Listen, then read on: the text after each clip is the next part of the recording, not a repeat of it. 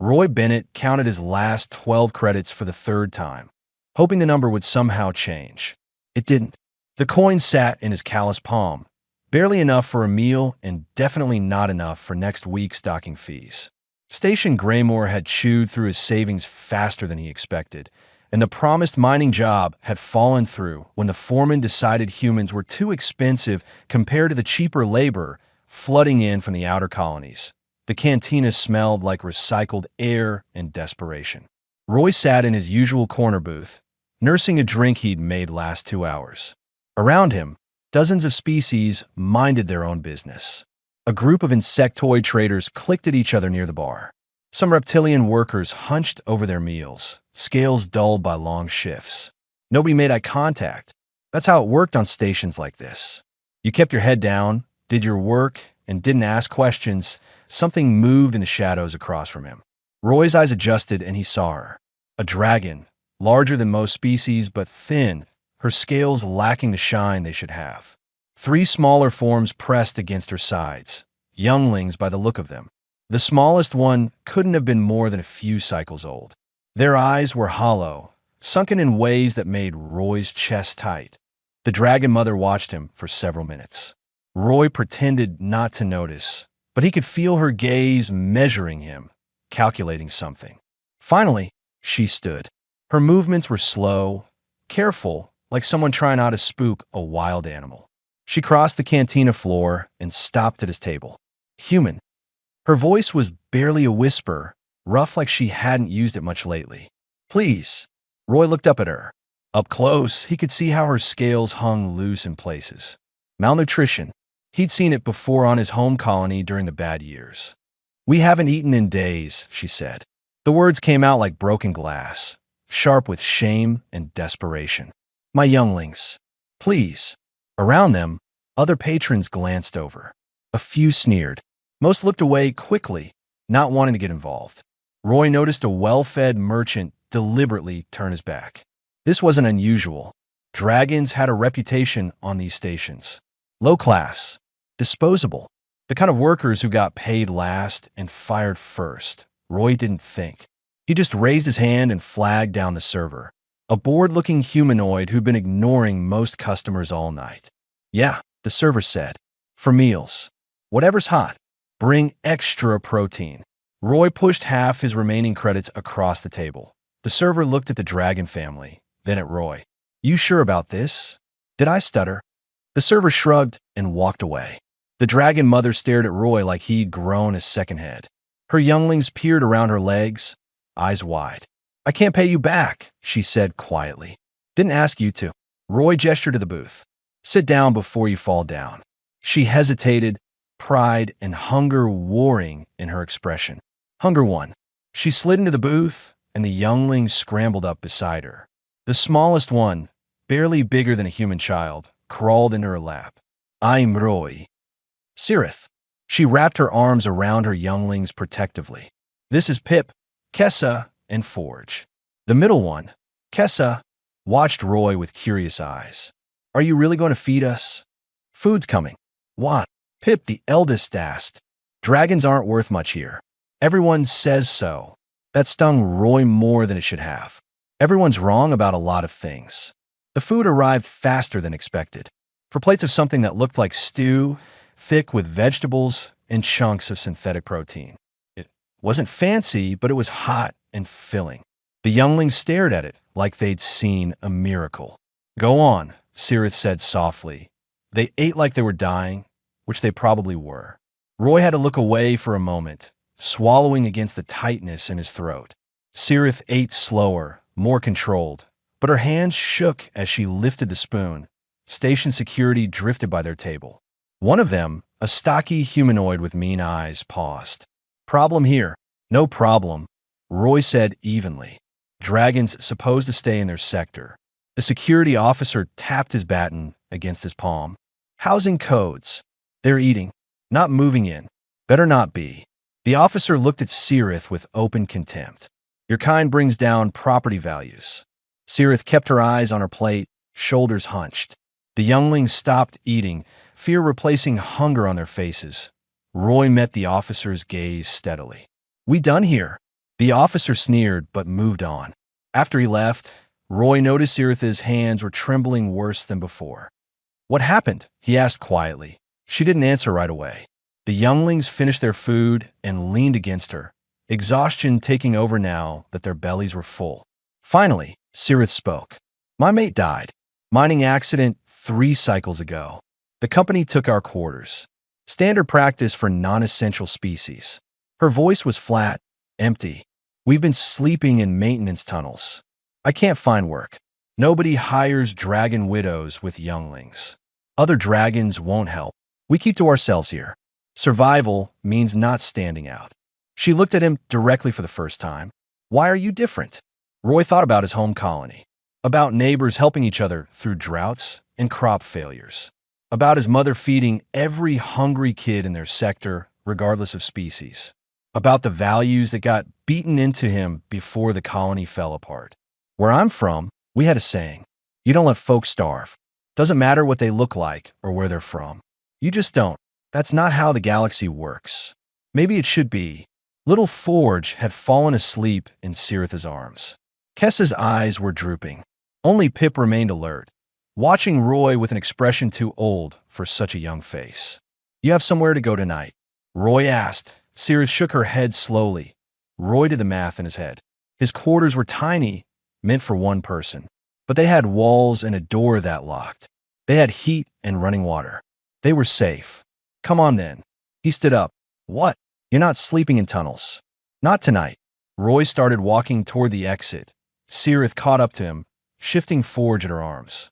"You don't even know us." "Know enough. You need help. I got a floor you can sleep on." He glanced back at her. "Unless you'd rather take your chances with the tunnels." She didn't answer, but she followed him. The younglings trailed behind, too tired to question what was happening. As they left the cantina, Roy heard muttering from other patrons. Let them talk. He learned a long time ago that doing the right thing rarely made you popular. Outside in the corridor, Sirith stopped him with a hand on his arm. "Why would you do this? Help us."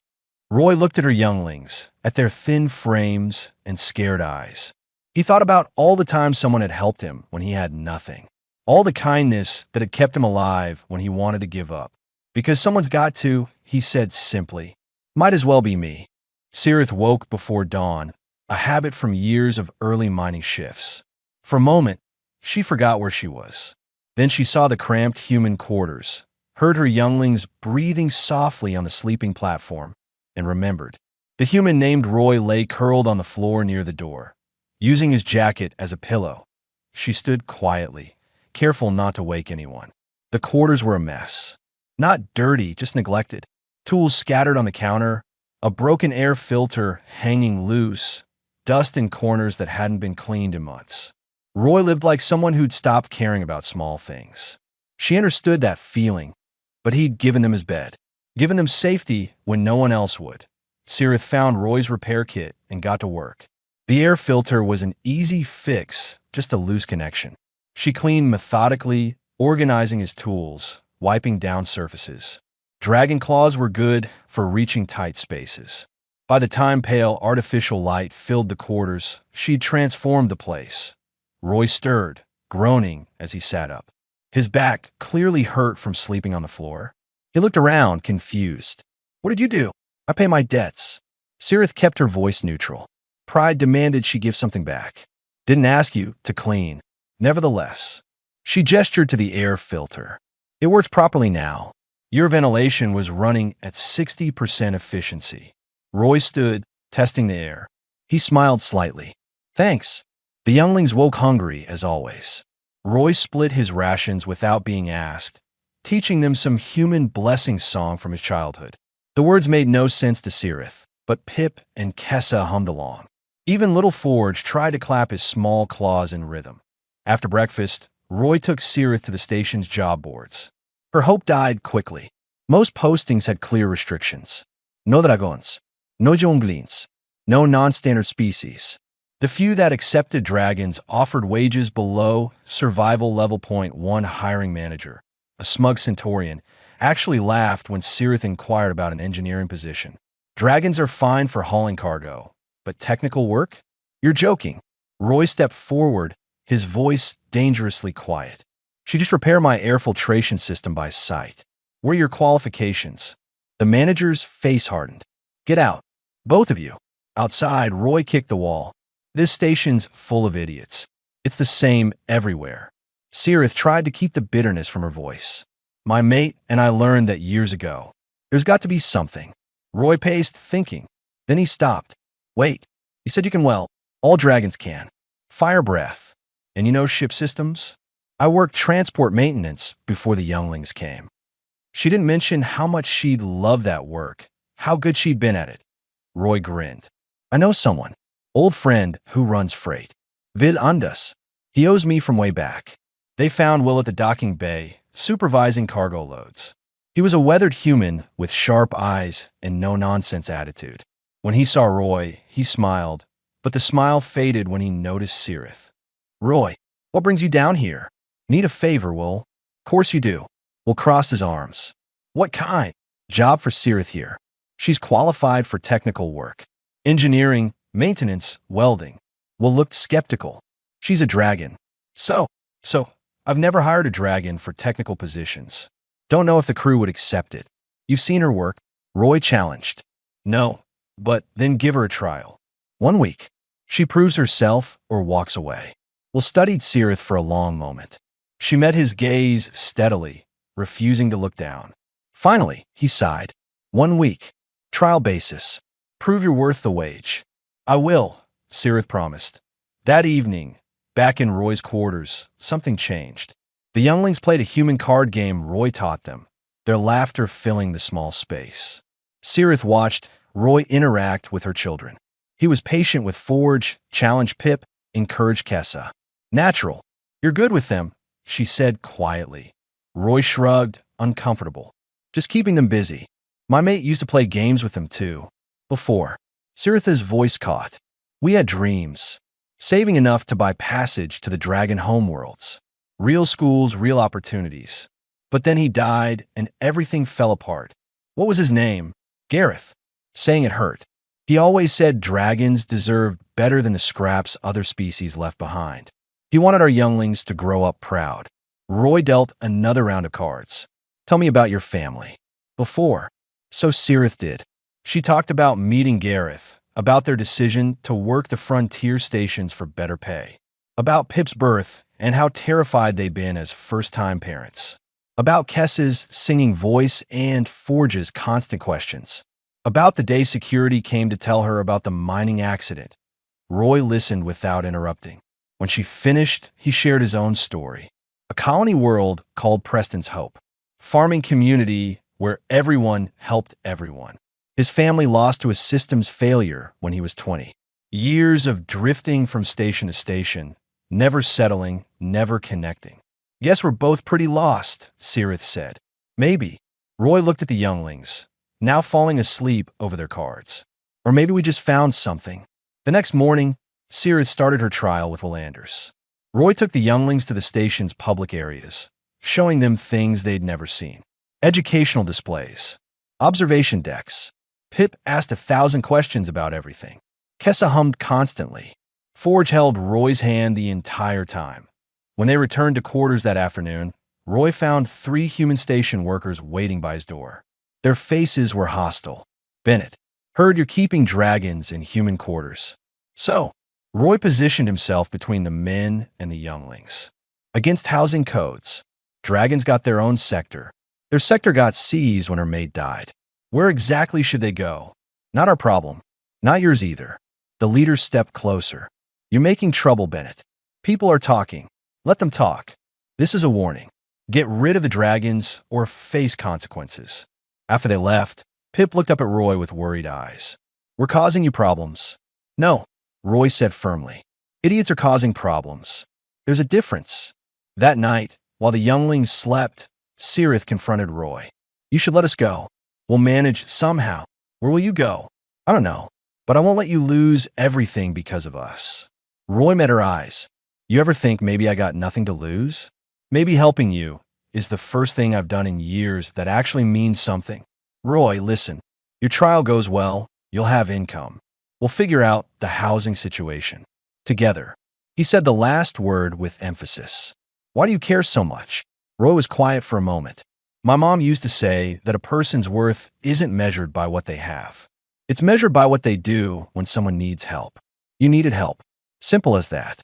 2 days later, Siritha's trial was going exceptionally well. Will Anders actually complimented her welding work. The crew, initially skeptical, admitted she knew her job. For the first time in cycles, Sirith felt hope. Then she returned to Roy's quarters and found him kneeling beside Pip. The youngling had a bruised eye, and Kessa was crying. Forge hid behind Roy, terrified. What happened? Sirith demanded. Roy's voice was cold, controlled. Some station thugs decided to send a message while we were out. Cornered the kids in the corridor. Did they? I got there fast. They ran. Roy looked at Pip's injury with barely contained rage. But they made their point. On the door behind them, someone had spray-painted words in harsh red. Dragon spawn, go home. Sirith felt something break inside her. Not despair this time. Anger. Pure, burning anger. Roy stood, his expression grim. I'm done playing nice. Time to show these people what happens when you threaten children. What are you going to do? First, find those thugs. Then, change some minds around here. He looked at Sirith. You with me? She showed her teeth. Always. Roy tracked the thugs to a gambling den in the station's lower levels. 3 humans, drunk and loud, bragging about teaching Dragon Spawn a lesson. He didn't go in swinging. Violence would just get him arrested. Instead, he sat down at their table and started asking questions. Heard you boys like picking on kids. The biggest one, a man with scarred knuckles, sneered. Who's asking? The guy whose door you painted. The guy whose family you threatened. Roy kept his voice level. I want to know why. Dragons don't belong in human sectors. Simple. The man leaned back. Someone's got to keep standards. Roy noticed something interesting. The table had gambling chips worth thousands of credits. Illegal synthetic drugs sat half-hidden under a jacket. These weren't just thugs. They were criminals. Interesting operation you got here, Roy said casually, loud enough for nearby patrons to hear. All this wealth from honest work, I'm sure. The man's eyes narrowed. You threatening us? Nope. Just making conversation. Roy stood. But if I were running illegal gambling and drug distribution, I'd probably be more careful about who I pick fights with. Never know who might mention it to station security. The threat hung in the air. The men understood. Roy walked out without looking back. An hour later, station security raided the gambling den. Someone had tipped them off about illegal activities. The 3 thugs were arrested. Roy made sure word spread about why they'd been targeted. Touch Roy Bennett's people. Face consequences. The message worked. Nobody bothered the younglings again. But the housing problem remained. Station administration sent official notices. Dragons in human quarters violated codes. Roy had 1 week to resolve the situation or face eviction and fines. Siritha's trial period ended successfully. Will Anders offered her a permanent position with decent pay. But that didn't solve where she and the younglings would live. Dragon sector housing required deposits she didn't have. Human sector housing wouldn't accept dragons. Roy spent 2 sleepless nights working on an idea. Finally, he called a meeting at a neutral cantina. He invited 5 humans he trusted and asked Sirith to bring other dragons who might listen. 3 dragon families showed up. They were cautious, suspicious. Dragons learned not to trust gatherings. An elderly dragon named Grath spoke for the group. Why are we here, human? Because we all got the same problem, Roy said. Housing on this station is broken. Humans can't afford decent places. Dragons can't get approved for anything. Meanwhile, there's unused space everywhere. And Grath's eyes were tired. And I'm proposing something different. A cooperative. Humans and dragons pooling resources, sharing space, supporting each other. We petitioned the station for that abandoned cargo bay in Section 12. We convert together. We live together. Silence. Then someone laughed. A human worker named Beth shook her head. You can't be serious. Humans and dragons? That's never been done. Maybe it should be, Roy countered. Look at what Sirith and I proved. We work well together. Her skills plus human know-how. Why not expand that? The administration will never approve. Another human said. Roy smiled coldly. The administration has been violating safety codes in worker housing for 3 years. I've documented everything. They approve our cooperative, or I send my documentation to the Galactic Labor Board. Their choice. Grath studied Roy for a long moment. You would threaten your own kind for dragons? I'd threaten corrupt officials for anyone being exploited. Dragon, human, doesn't matter. The meeting lasted hours. Arguments, concerns, fears. But slowly, people started listening. Beth mentioned her recent eviction. A dragon named Tessa talked about her daughter's lack of educational access. The problems were universal. Maybe the solution could be by the end. 8 families agreed to try. 5 human, 3 dragon. It wasn't much, but it was a start. The petition to station administration met immediate resistance. The administrator, a slick Centaurian named Voss, dismissed it outright. Interspecies housing? Absolutely not. The legal complications alone.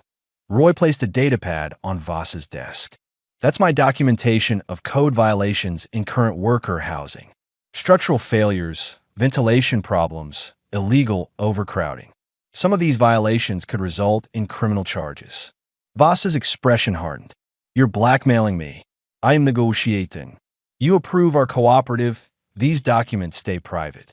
You refuse, they go public. Roy leaned forward. Your call. 3 days later, approval came through. The cooperative could use the abandoned cargo bay, with strict conditions and regular inspections. Roy didn't care about the conditions. They had their space. The real work began. Converting a cargo bay into livable housing took skills, materials, and coordination. Dragons provided strength and technical abilities. Humans offered organizational experience and legal knowledge. Roy found himself leading the project, organizing work crews, solving problems. Cirith emerged as another leader, especially among the dragons. She translated Roy's plans into practical action. When disputes arose between species, she and Roy mediated together. They made a good team. The younglings thrived during construction. Pip helped with electrical systems, showing natural engineering talent. Kessa sang while people worked, her voice somehow making the labor easier. Forge appointed himself official tool carrier, following Roy everywhere. One evening. During a break, Grath approached Roy. I was wrong about you. How's that? I thought you were just another human with a savior complex. But you're not trying to save us. You're trying to build something with us. There's a difference. Roy shrugged. Just seems like common sense. We're stronger together. Common sense isn't common. Grath gestured to the busy work site. You've given us something we haven't had in years. Hope. Not everything went smoothly. Anonymous threats appeared. Equipment got sabotaged. Someone spread rumors that the cooperative was a front for illegal activities. Roy dealt with each problem patiently, documenting everything, building alliances with sympathetic station residents. During construction, something happened to Roy. The emptiness that had haunted him for years started filling. Every morning, he woke with purpose. Every night, he fell asleep satisfied. The younglings called him Roy Father now. Cirith had become his closest friend. The cooperative members treated him like family. One night, Cirith found him alone, reviewing construction plans. She sat down beside him. Will Anders offer me a promotion? Chief engineer on his main freight ship. 3-year contract, deep space routes. The pay is triple what I'm making now. Roy's heart sank, but he kept his voice steady. That's amazing. You should take it. It means leaving the station, leaving the younglings in someone else's care for months at a time. She looked at him. I don't know if I can do that. Cirith, this is your chance. Financial security, career advancement. Everything you and Gareth dreamed about. And what about them? She gestured toward the quarters where the younglings slept. What about you? This cooperative needs leadership. The cooperative will survive. Your younglings need you. They need security more than they need me hovering. She sighed. But I can't take them on a freight ship. And I can't leave them alone. Roy understood what she wasn't saying. The impossible choice between opportunity and motherhood. Between building their future and being present for them. An idea formed. Crazy, impractical, but possible. What if you didn't have to choose? What do you mean? What if I stayed? Watch the younglings while you work the freight routes. You come back between contracts. They get stability, and you get your career. Sirith stared at him. Roy, that's insane. You give up everything to raise my younglings. What am I giving up? I've got no family, no real career. But them. He smiled. They already call me Roy Father. Might as well make it official. I can't ask you to do that. You're not asking. I'm offering. Roy met her eyes. You gave me something, Sirith. Purpose. Family. Let me give something back. Sirith's eyes shone with unshed tears. Why would you do this? Roy thought about his mother, about colony values, about the kind of man he wanted to be. Because it's right. Because those kids deserve every chance.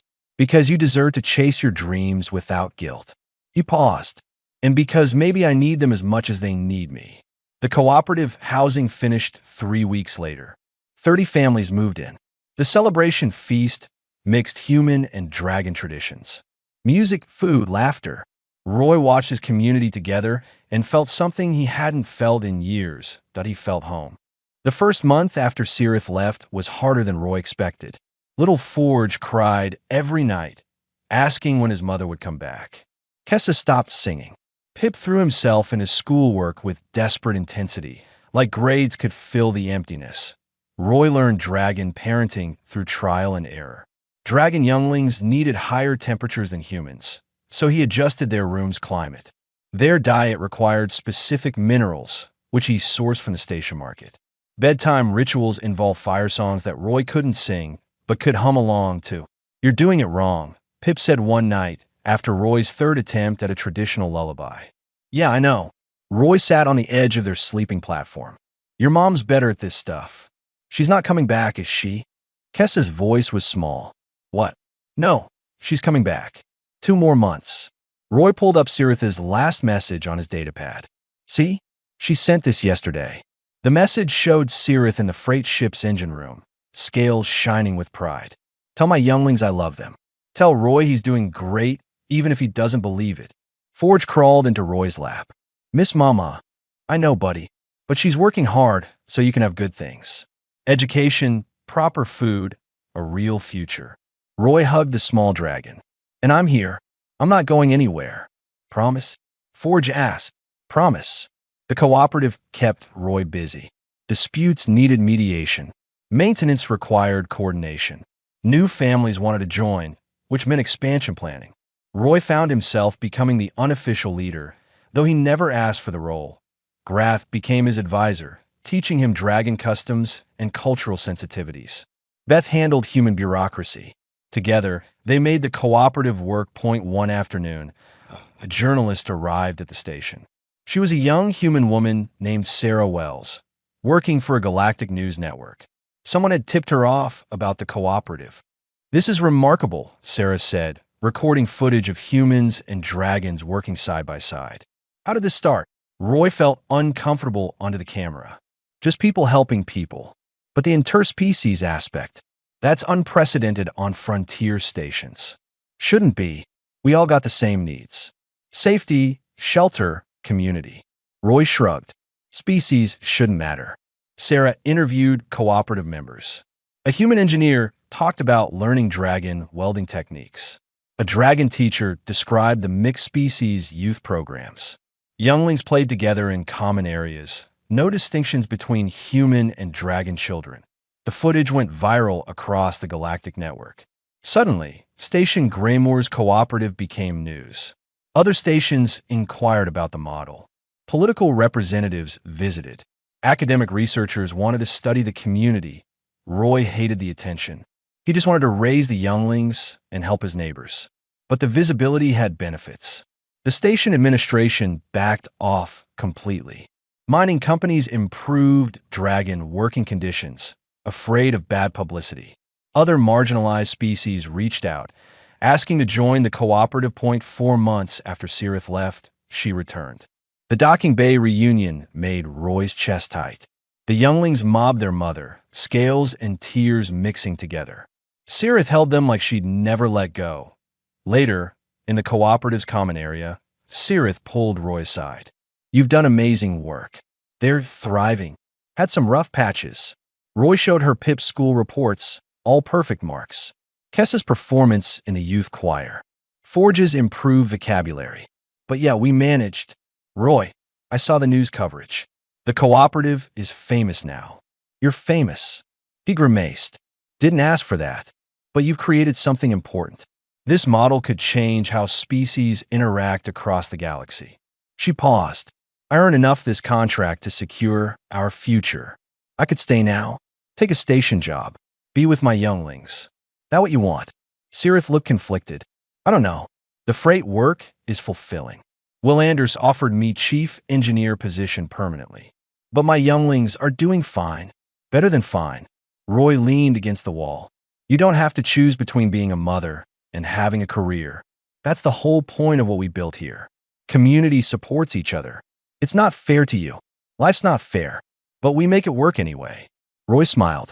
Take the job, Sirith. Chase your dreams. The younglings will be here, loved and safe. I guarantee it. Tears streaked down Sirith's face. How do I thank you? You already did. You gave me a family. Now let me take care of them. Over her 2-month stay, Sirith integrated back into the younglings' lives. But Roy noticed something. They'd adapted. They loved their mother fiercely, but they'd also bonded with Roy. Forge called them both parent. Pip sought advice from Roy about school and Sirith about engineering. Kessa sang human songs for Roy and dragon songs for Sirith. They'd become a real family. Unconventional but functional. One evening, the cooperative held a community meeting. New challenges had emerged. A mining company wanted to recruit cooperative dragons for dangerous work. Some human families faced discrimination from non-cooperative station residents. Resources were stretched thin as membership grew. Roy addressed the group. We've proven something important. Different species can work together. But that's just the start. Now we need to prove we can sustain it, grow it, protect it. How? Someone asked. By staying true to our values. We don't abandon people. We don't turn away those who need help. We stand together against anyone trying to divide us. Roy looked around the room. This cooperative isn't just housing. It's a statement. It's proof that the galaxy's old divisions are meaningless. Grath stood. The human speaks truth. My people have known isolation for generations. Here, we know community. This is worth fighting for. Beth raised her hand. I propose we formalize our structure. Create official leadership, bylaws, long-term planning.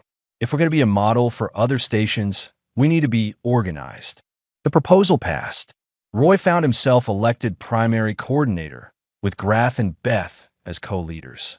Sirith was named chief technical advisor, a position she could fulfill remotely during freight contracts. After the meeting, Pip approached Roy nervously. Can I ask you something? Always. I got accepted to the Advanced Engineering Academy. It's on a different station. Full scholarship. Pip looked torn. But that means leaving you and Mama and the cooperative. Roy's heart swelled with pride and pain. That's incredible, Pip. I don't know if I should go. The family needs me here. The family needs you to chase your potential. Roy put a hand on Pip's shoulder. Your dad dreamed of opportunities like this. Don't waste them because you're scared. What if I fail? Then you learn and try again. That's how life works. Roy smiled. But you won't fail. You're brilliant, hard-working, and raised by the stubbornest dragon widow in the galaxy and a human too dumb to know when to quit. Pip laughed. Will you and Mama be okay? We'll be fine. Kessa and Forge still need raising. The cooperative still needs work. And you'll come visit between terms. Roy hugged the young dragon. We're not losing you. We're launching you. That night, Roy stood on the cooperative's observation deck, watching ships come and go through the docking bay. Sirith joined him. Pip told me about the academy. Yeah, our eldest, off to change the world. Sirith's voice held pride and sadness. Gareth will be proud. You should be proud too. You survived impossible circumstances and gave your younglings a future. We gave them a future. Together. Sirith looked at Roy. You know what's funny? When I first asked you for help, I never imagined this. A family, a community, a purpose. Makes two of us. Roy watched a freight ship depart. Think we can keep it going? With you leading? Absolutely. Sirith bumped his shoulder gently. You've got the heart of a clutch guardian. That's the highest honor in dragon culture. What's that mean? It means you protect younglings that aren't yours by blood. You raise them with the same devotion as biological parents. It's rare, even among dragons. She paused. Gareth would have liked you. Would have liked him too, I think. They stood in comfortable silence, watching the stars. Behind them, the cooperative hummed with life. Younglings playing, adults talking, different species existing in harmony. It wasn't perfect. Problems remained. But it worked, and that was enough. 2 years changed everything. Pip excelled at the engineering academy, sending regular messages home filled with excitement about courses and projects. Kessa performed in a traveling youth choir, her voice carrying dragon and human melodies to dozens of stations.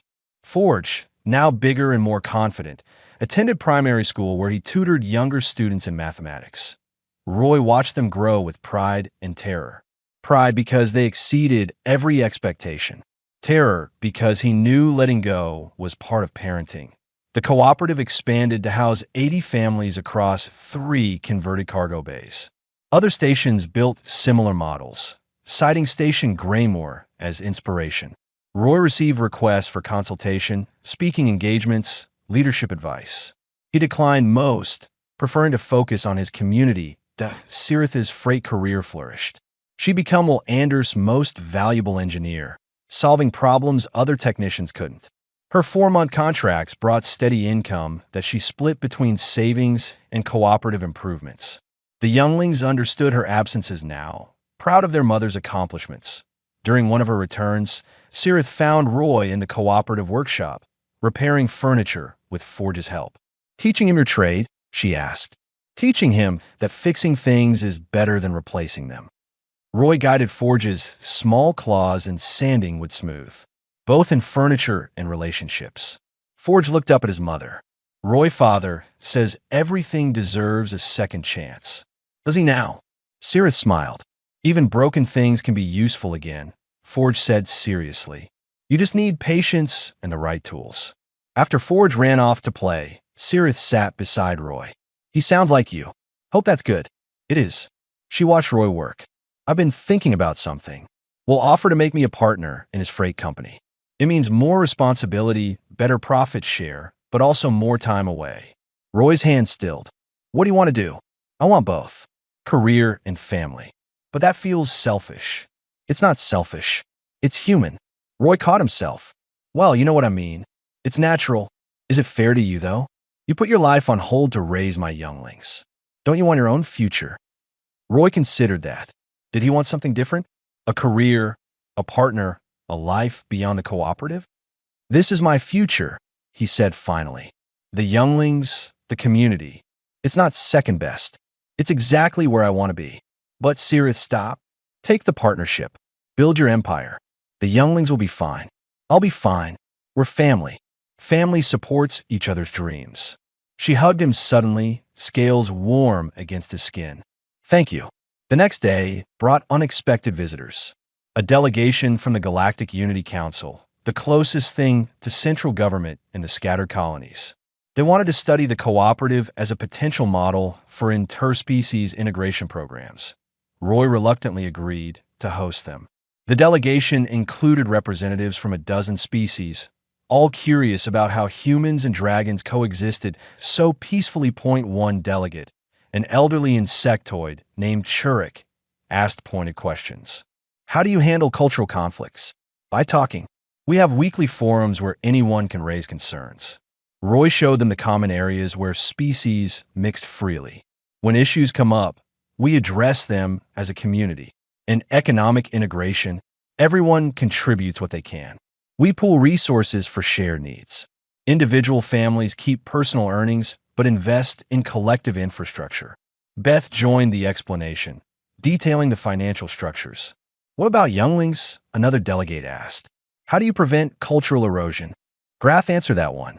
"We teach all younglings about all cultures. Human children learn dragon history. Dragon children learn human traditions. They grow up understanding difference, not fearing it." The delegation watched Forge playing with human children, no distinction between them. They observed mixed species work crews, families sharing meals, teenagers studying together. "Remarkable," Churik said. This shouldn't work by conventional sociological models. Maybe the models are wrong, Roy suggested. Maybe beings are more adaptable than we give them credit for. That evening, Chirk approached Roy privately. I was skeptical when we arrived. Interspecies integration usually fails due to cultural rigidity and resource competition. But you've created something different here. Not me. We. Everyone here built this together. But you provided the initial vision, the willingness to cross boundaries. Chirk's compound eyes studied Roy. Why? What made you different? Roy thought about his mother, his colony, the values beaten into him through hardship. I'm not different. I just remembered something most people forget. We're all just trying to survive, protect those we love, find meaning. Species doesn't change that basic truth. Profound simplicity. Chirk clicked approval. The council wants to fund expansion. Turn your cooperative into a prototype. Train leaders from other stations. I don't know about that. Think about it. Your model could reshape galactic society. After the delegation left, Roy felt overwhelmed. He'd never wanted to reshape society. He just wanted to help a starving dragon family. Cirith found him that night on the observation deck, his usual thinking spot. Heard about the council's offer. Yeah. What are you going to do? Why always do? What feels right? Roy sighed. But I don't know what that is anymore. This was supposed to be simple. Help you and the younglings. Instead, it became this huge thing. Maybe it was always supposed to be huge. Maybe you were just the catalyst. Cirith stood beside him. You changed my life, Roy. You saved my younglings. You build a community that proves different species can work together. That's not simple. That's extraordinary. I just did what anyone should do. But most don't. That's what makes it matter. She paused. The council's right. This model needs to spread. And you're the one who can make it happen. What about the younglings? The community here, the younglings are growing up. Pip's basically independent. Kessa travels constantly. Forge is in school most days. Cirith smiled sadly.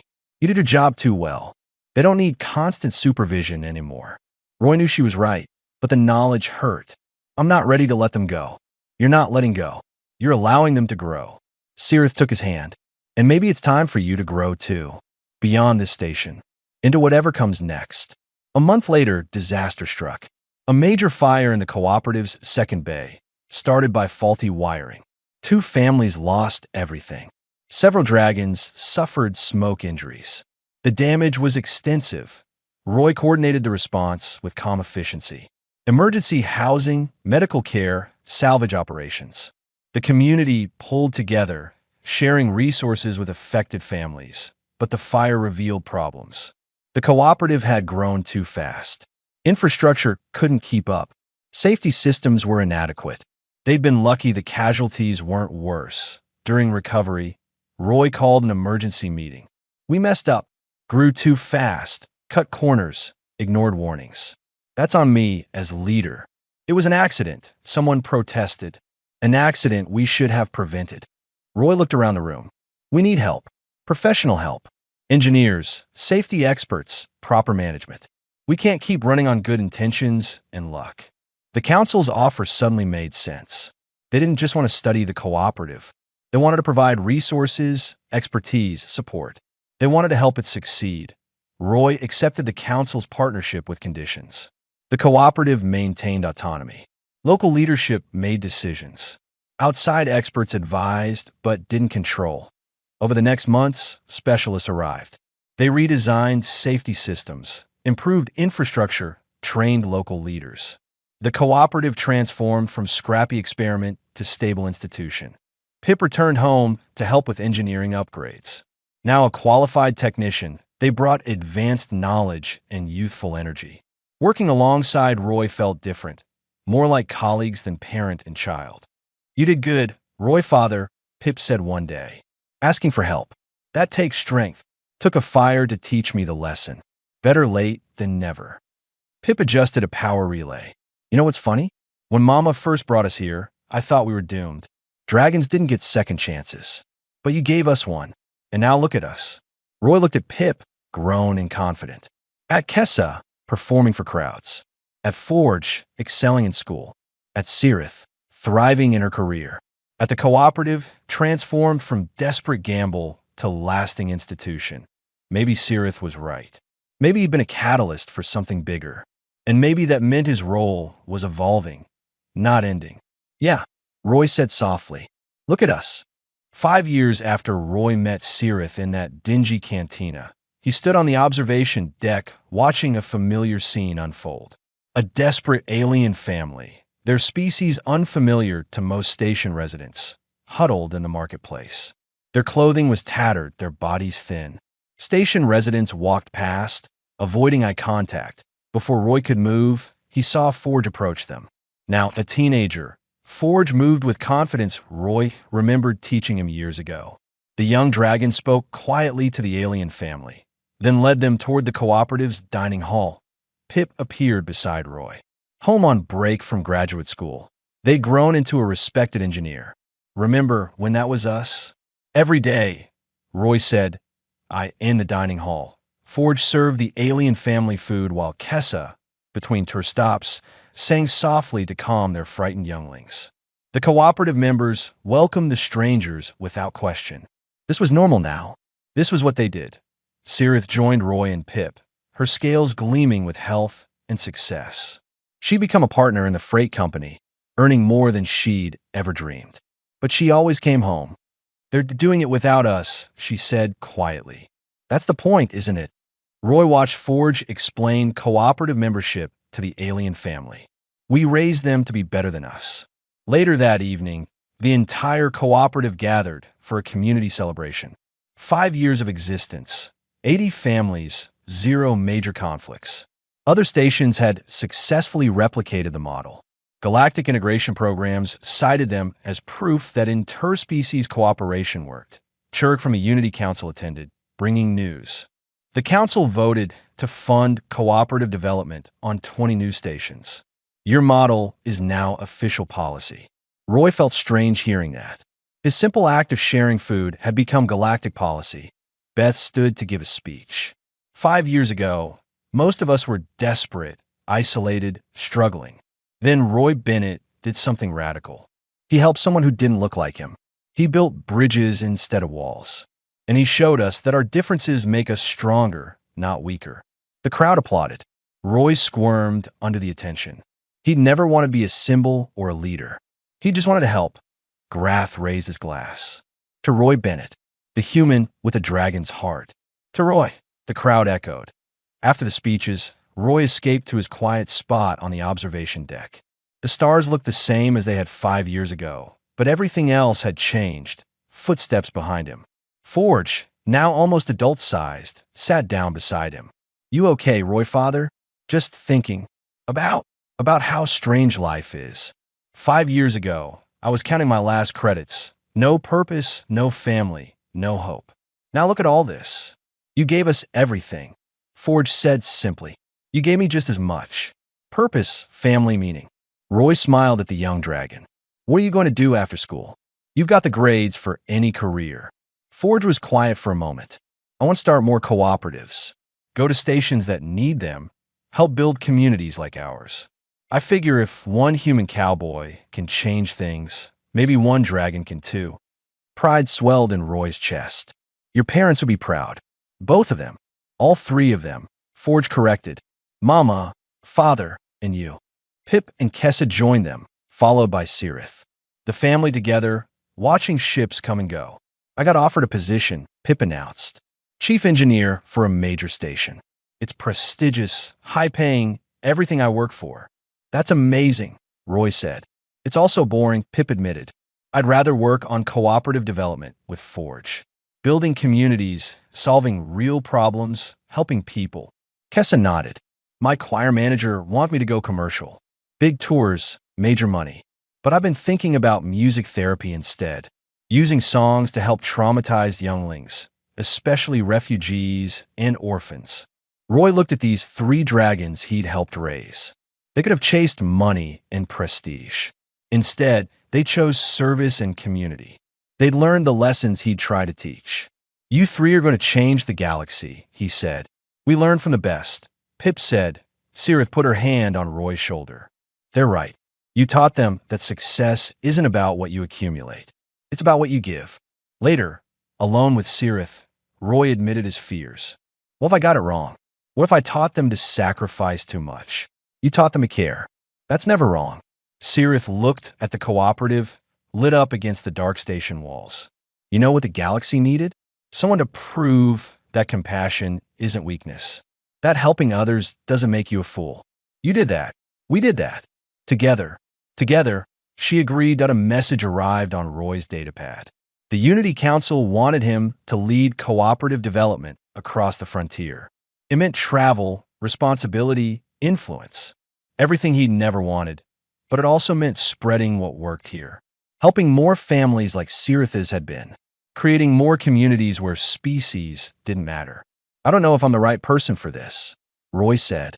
You're the only person for this. You got the experience, the values, the heart. Sirith smiled. And you won't be alone. The younglings want to help. I can coordinate logistics during freight runs. We'll do it as a family. Family. That word still caught Roy off guard sometimes. He'd lost his biological family years ago. Never thought he'd find another. But here they were. A human cowboy and a dragon widow and 3 younglings who'd become adults. Unconventional, impossible, perfect. The next morning, Roy accepted the council position. Within weeks, he was traveling to struggling stations, meeting desperate families, building new cooperatives. Forge and Pip worked beside him. Kessie used music to bridge cultural gaps. Sirith managed logistics and technical problems. They became known across the frontier. The family that proved different species could work together. The team that built communities from nothing. On one station, Roy met a human drifter counting his last credits in a cantina. The man looked lost, empty, familiar. You looking for work? Roy asked. Looking for anything, the man admitted. Got a project that needs help. Building a cooperative for refugees. It's hard work, no glory, probably won't pay much. Roy smiled. But it matters. Why would you need me? Don't even know me. Don't need to. You're here. You're willing. That's enough. Roy extended his hand. I'm Roy. Let me buy you a meal and tell you about what we're doing. As Roy shared food with another stranger, Sirith watched from across the cantina. Pip and Forge were setting up meeting spaces. Kessa was introducing herself to local families. The cycle continued. One act of compassion rippling outward, touching lives, changing systems, reshaping societies. That night, Forge asked Roy the question he'd asked years ago. Tell the story again. About the day you met Mama. Roy looked around the room. Dozens of families, multiple species, all living together peacefully. He thought about all the cooperatives now existing across the galaxy. All the families helped. All the younglings saved. Well, he began, it was just a regular day until this dragon widow whispered to me. The room quieted. Everyone knew this story, but they never tired of hearing it. Because it wasn't just Roy's story or Sirith's story. It was everyone's story. The story of how walls fall when people choose to see each other. The story of how the smallest acts create the greatest changes. We haven't eaten in days, she said. Roy looked at Sirith, at their younglings, at the community they'd built together. So I did what anyone should do. I helped, and everything changed. The galaxy was vast and often cruel. Species competed for resources. Prejudice ran deep. Survival meant fighting for yourself. But in a dingy cantina on Station Greymore, a human cowboy had made a different choice. He'd given more than food. He'd given dignity, hope, family, and love. And that choice echoed across the stars, proving that humanity's greatest strength wasn't technology or warfare or conquest. IT was the simple, revolutionary act of giving a damn about others. And no matter what they looked like, and no matter where they came from, and no matter how different they seemed, in the end, compassion was the most powerful force in the galaxy. And it started with one human cowboy who refused to let people starve. The rest was just details.